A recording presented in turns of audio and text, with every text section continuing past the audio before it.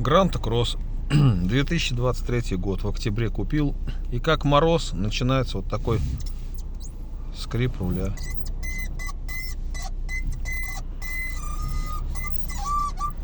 Что такое? Непонятно.